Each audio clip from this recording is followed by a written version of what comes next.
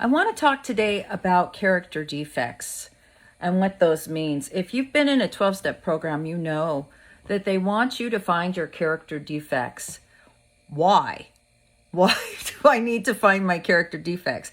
How is knowing my character defects going to help me stop gambling, drinking, drugging, working, exercising, shopping, eating, cutting? What is the what's the benefit of that? It's a difficult situation with someone with alcoholism, because alcoholism, as you know, as I've been talking about for years, is a mental illness. We suffer, alcoholics like myself, suffer from an abnormal state of mind and body. A lot of people want to believe it's just the body. If I quit drinking, I'm going to be fine. If I quit drinking, everything's going to be better. I thought that the first time I got sober, and I never treated the mental part of the disease. And the mental part of the disease is what brings you back over and over and over. And it's so apparent once you understand what's wrong with you, right? But how can a person with a sick mind see the truth? They see, it's just like if you have BDD, what you see in the mirror is different than what other people see. Absolutely 100%. Someone with BDD, body dysmorphia disorder, can look in the mirror and see someone very, very fat and just be grief-stricken with their weight or their face, their nose, the length of their arms or legs or hands, right? What they see, their mind is interpreting it differently than someone who's standing there going, "You look like a skeleton. You look horrible." You've seen pictures. You've even seen pictures of celebrities. I mean, for a while they were posting pictures of Celine Dion, and she was a skeleton, right? She just looked like, and people were like, "You have an eating disorder." Maybe she didn't see it that way, right? First thing, you have to be respectful and understand that we all don't see things the same way. When I was little, I used to really get into this head trip about, like the color red. I see red, I know it's red. But I wonder what you see. See, I don't know what you see.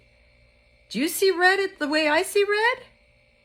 Or do you see red as blue and you call it red? I don't know, right? It's all in your own interpretation, because you can't see through someone else's eyes. You can't.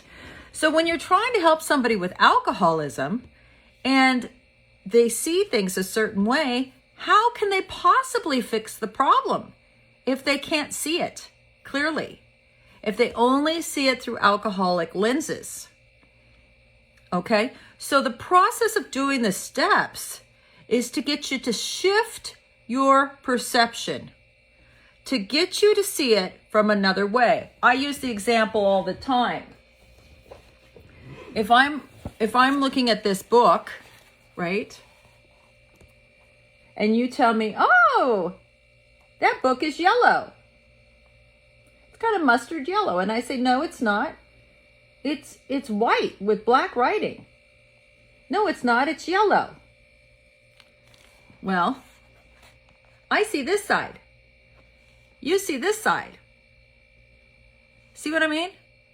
So when someone their whole life has been looking at this, and you try to tell them, "Hey, if you look at this differently, you can see things differently." No. This is it. This is what I see. And you're not wrong. This is what you see. But this might be the thing that's killing you. So you need to try real hard to see another person's point of view. You have to be open-minded enough to be willing to see this, right? So character defects are things that in an alcoholic's mind, the way we see them, for myself, I characterize them as survival traits. They were the way I survived. It's the way I made it in the world. So they didn't seem like defects. They seemed like strengths. Okay, so, but that way wasn't working anymore, right? My so-called strengths were killing people. They were hurting people. I mean, it's like, I'm fine, but the rest of the world is laying around in a pile around me. But I've survived, right? Well, there's got to be a way for me to survive without taking everybody else down around me, without harming others. There has to be, and there is.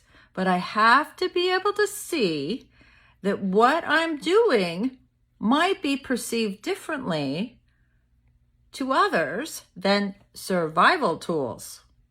Okay? So the process of the steps is to shift my perception. So when I put it down in black and white and I do the process as intended, I can clearly see that the way I respond to life, which seemed okay to me because I'm surviving, I'm not happy, I'm anxious, I'm depressed, right? I have no friends anymore because I've blew them all out. My family doesn't want to talk to me. Nobody likes me. I'm unemployable, right? Irresponsible. I'm a liar, a cheat, a thief, but I've survived, right? There's something wrong with my survival tools. And when I look at them differently, when I allow someone to take me through the process of the steps, they don't have to tell me anything, but I can see that those survival tools are actually defects of character. They're harming me. And I have to change them to change my life. There's a healthy way, believe it or not, to have boundaries and to protect yourself and to survive life while not harming others around you and yourself. Go figure. But when I only see this, you can't tell me anything. If I'm not at least a little willing and open-minded to believe that you see this, you're not going to get anywhere with me. It's yellow, it's yellow, it's yellow, it's yellow. No, it's not. It's white with black writing, right? And that's what it's like talking to an alcoholic. And it's not because they're stupid. It's not because they're so unwilling. It's because they're not at the point where they'll say, okay, shift my perception. Show me something different. I'm open, right? I'm open to seeing. And sometimes you think you're open, but then it gets too scary. And you go back to your old way of thinking, right? So this alcoholism that centers in the mind, that's the reason you have to do these steps. Because when you do the steps, it's not like sitting across from a therapist who's telling you, you know what's wrong with you? You're selfish. You talk shit about people, you have high expectations, you're unrealistic, and you won't let this go.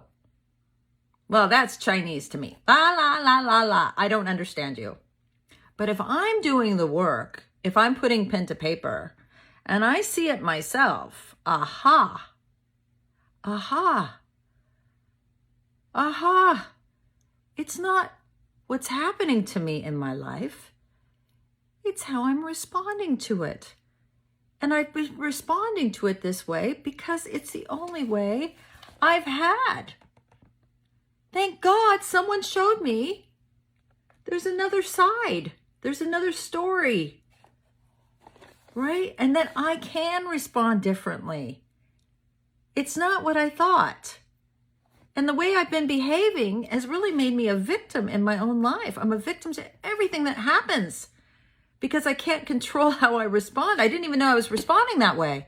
I was living in a little teeny box with these alcoholic glasses on, and this was it. No hope. But now there's hope, right?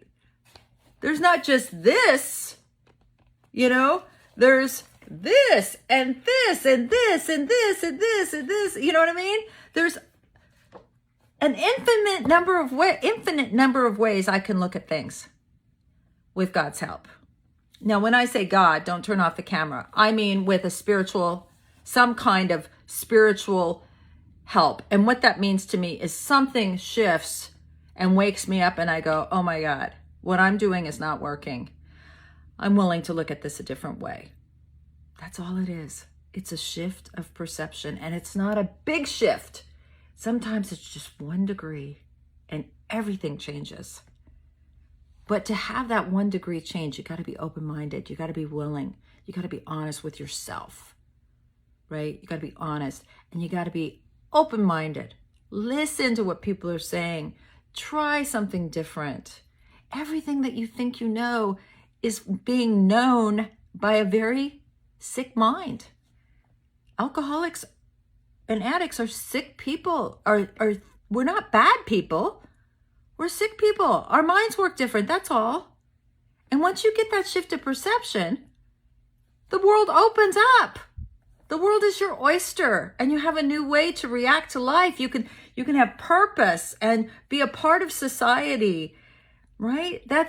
It's a huge freedom. I can't explain it to you. Like, you don't have to have a lobotomy. You don't have to take Vivitrol. You don't have to take, you know what I mean? You don't have to take meds to keep your sanity, to stay out of depression and anxiety. Now, don't get me wrong. A lot of people have other issues, but I'm talking about in general. At least it gives you the freedom to decide, okay, I'm going to see a doctor about this other stuff I got going on, right? But if you don't even have that part cleared up, that you can respond differently, you can't work on the other issues you have. If you're dual diagnosed, you're going to do much better if you're clean and sober, dealing with these other issues. So you have to understand, you're not bad. It's not about the drinking. It's the way our minds work. We have an abnormal mind and body. We're different than other people. It's not really that hard to believe. I know you want to be perfect and all, but people that have cancer or leukemia or Parkinson's or diabetes, they have to come to the realization that they're different than other people, and they're going to have to do different things to take care of themselves. And they do it. They don't argue about it. And they don't say, well, I'm not like you. Well, apparently you are different. I know I'm different because I still have the same freaky thinking when I'm sober. It's a sober illness. I need an answer bigger than me because my thinking is screwy. So if someone's throwing you a lifeline, grab it. I love you all. Thanks for listening.